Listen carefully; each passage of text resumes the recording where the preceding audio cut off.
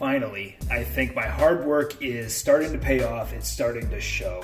Last time I mentioned my priority next would be to finish up the lower floor pans and get these pesky inner fender wells wrapped up. As you can see, it's gained some momentum. And this always seems to happen once I get a bit of paint on the chassis and start adding scale bits and having a good time. It makes it really hard for me to stop to document things. So I've got a crap load of stuff to show you this time. So as always, anybody that follows my Instagram account or follows me on the Scale Builders Guild forums knows that you get little sneak peeks of the build between videos. And what you missed last time, if you haven't been watching, is the chassis in the final stages of assembly. As you can see here, the engine, the transmission, the exhaust, the rad assembly is yet to be installed, but most of everything else has been bolted on, including some cool new additions. I'll show you more on those in a little bit. I just wanted you to see the chassis in its raw form before the floor pans, the firewall, and the inner fenders got bolted into place. I'm going to start off by saying that these inner fender wells are an absolute pain in the ass to build. I lost track of how many times the body had to come on and off to actually achieve this, but they're physically attached to the firewall itself. There's some scale detail on here. These are some bolts to absolutely nowhere. Their only purpose is to make this look like it's just not a bunch of styrene shapes glued together. I've got some magnets in here. These will mate up eventually with the fenders and help keep the front of the body true and attached. I've also got my battery package installed. I created the mount in Fusion 360. It's pretty accurate to the actual one on Icons. Also, I have an Optima battery in place. Now, early Icons used Optimas, the new ones don't, but it's the battery I have, it's the battery I'm using. You'll also notice that there is an on and off switch here. This is wired. I actually have wiring done on this. Almost all the wiring up front is wrapped up, tested, and for the most part it's hidden, including the LEDs in the bumper. The winch now works. The steering servo that's hidden inside the rad, it works, it's been tested. And probably most exciting for me, the wiring is done inside the engine. So the 540 electric motor has now been wired, and I'll bring you in closer so you can see the way the wiring runs into the firewall. Two run from underneath the intake manifold from the electric motor inside here. I use a 13 gauge wire to try to keep the heat out of them. So using a larger gauge helps increase flow and reduces the heat, hopefully, because there's a lot of plastic in this little guy. Anyways, you can see that there's 4 wires that go into the firewall. 2 are from the electric motor into the ESC. I've got a Tekin FXR, electronic speed control. You can see that there's 4 leads here. These 2 are the motor leads. You have the negative and the positive. They're attached with bullet connectors, so if it ever needs to be taken apart, you can do it without completely destroying things. But it's been tested. I'm confident everything works. Over here, you have your battery leads, your positive and negative, that travel back through the firewall, down underneath the chassis. They look like fuel lines, and travel all the way back to the fuel cell where our battery's hidden. So before I very carefully flip this thing over and show you guys what's doing underneath, I wanted to tell you how much fun it is to install the engine and transmission in this truck. It's so much like working on the real thing now that the inner fender wells are in place. It adds a whole new challenge. Now you have to have the front portion of the exhaust bolted to the manifolds. The manifolds have to be on. You have to slide the entire engine and transmission down into place and bolt it in without the rad in here. Then you put the rad in. You actually have to go and access the motor mounts from inside the fender wells. It's a puzzle. I might have to provide a manual just so the client can take this back apart again, but it's a very satisfying puzzle nonetheless once you get it wrapped up. Now that we're upside down, you can see that the paint and detail work is really making this come together. I've taken care of the suspension geometry issues that I mentioned in previous videos. The turning radius is much better now, and everything is level and adjusted the way I'd like it. There's no binding issues. You'll also notice that up front, I've got the disc brakes installed. They're not working disc brakes, but the calipers are stationary, and you can see that the rotors spin freely inside them. I made flexible lines on the front calipers, and they'll be added to the balance of the system once all the hard lines are created underneath the hood. So more on that later. You'll notice by this glaringly obvious sticker down here, which will be removed, that is the underside of the steering servo. Now there's no servo horn or linkage right now, but it's all been test fit. I just have to go through final install on that. You'll also notice that there's a few exposed wires still, and I'm just kind of working my way through that as I add components and as I troubleshoot to make sure I don't have to backtrack. But the end goal will be to make sure these either disappear or look like they're part of the actual truck. All right, well, this is a pretty simple add-on. I'm still kind of excited. I've been planning this for a while, and that's the remote shock reservoirs. There's some aluminum parts from the bin, some scale hardware, and some mounts that I made in Fusion 360. The mounts screw in from the backside of the chassis and just allow the reservoir to slide down into place. I've used a little bit of construction adhesive on them just because the part is so small and I'm concerned about the durability and I want to make sure they stay in place. The only thing I've yet to do is to plumb them, so there should be a line that goes from the top of the coilover shock to the reservoir itself. But I'll do that at the same time as I do the ones in the rear. Okay, I've anticipated that some of you will have questions about the exhaust, so I'm going to try to address what I think the main questions will be ahead of time. This does bolt together. It's made mainly out of brass tube and a bunch of parts that I created in Fusion 360 for bends and flanges. This does bolt together at the flanges using scale hardware. Here, the collectors, both the exhaust manifolds, and it has a couple hangers in the back as well.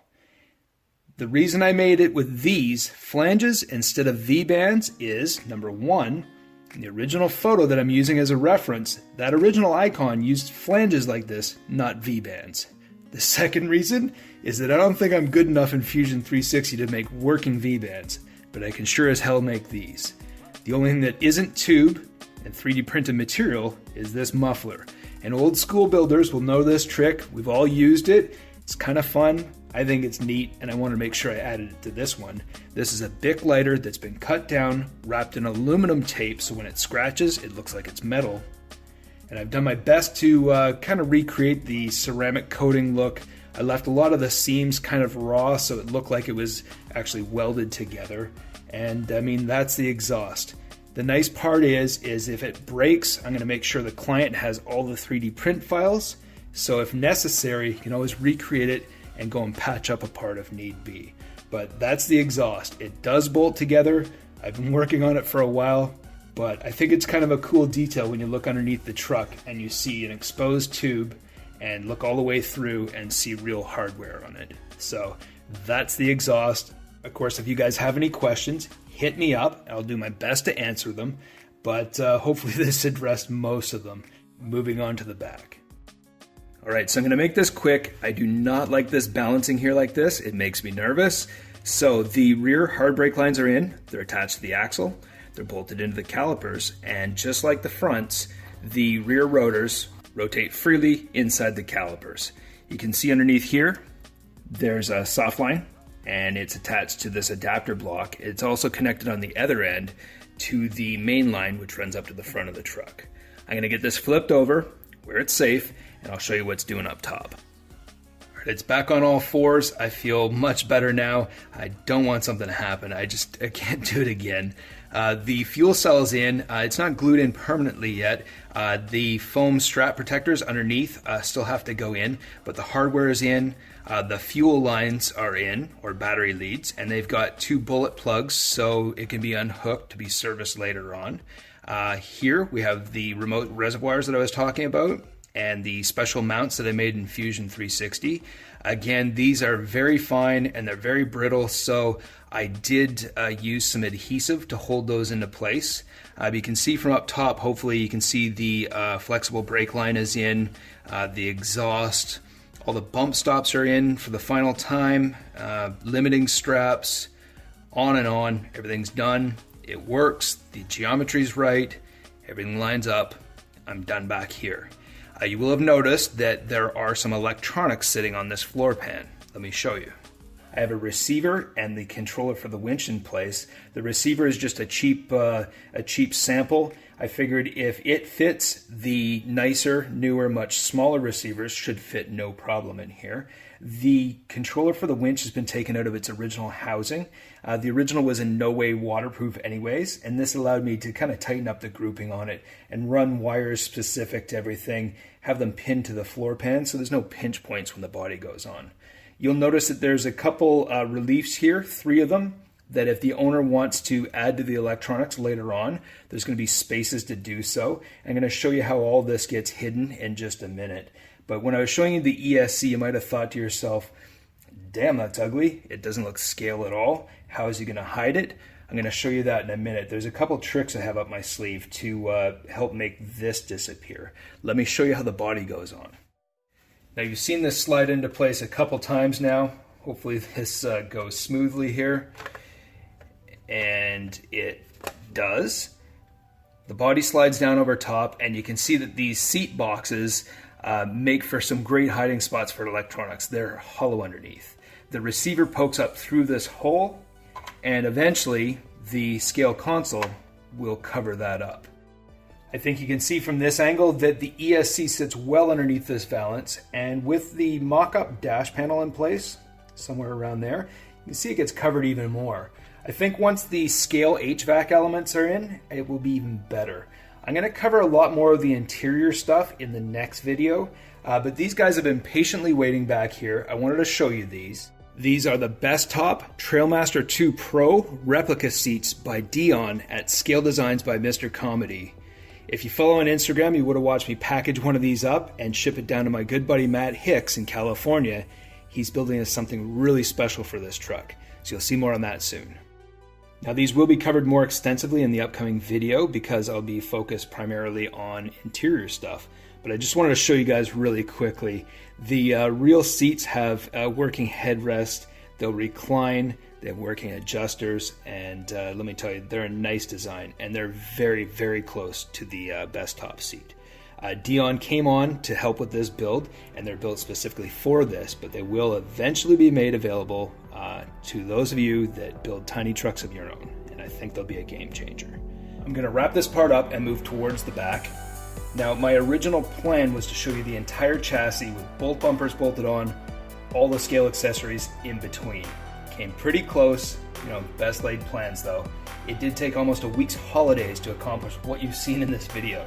So it's taken forever. So I'm just going to get this bumper assembled and then I can show you the updates to the design. So they now swing open. You have the jerry can carrier and the tire carrier. I still have to glue washers to both of these so that when you close these, they'll be received by the magnets, and that's what's going to hold it closed when it's on the back of the truck.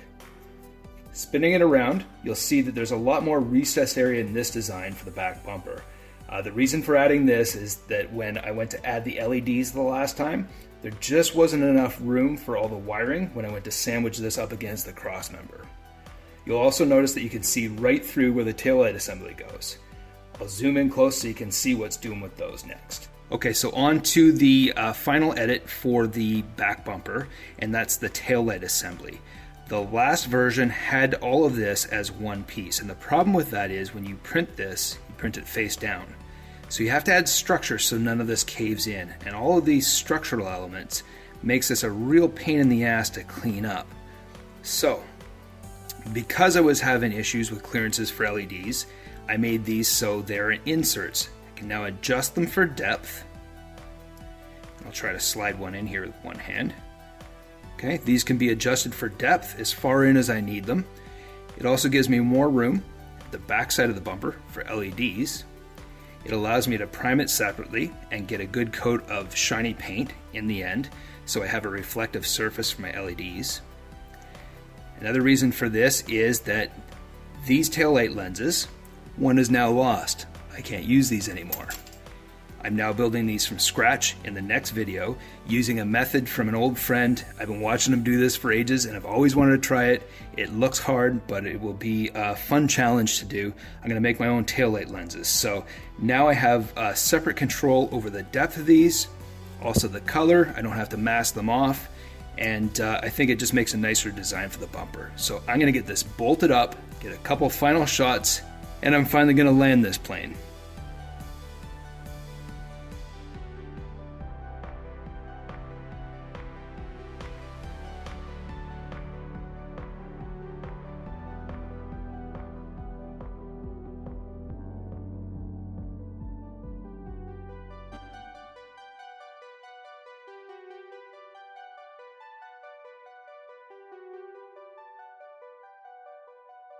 Okay, folks, thanks for joining me once again, and I'll catch you guys in number 11.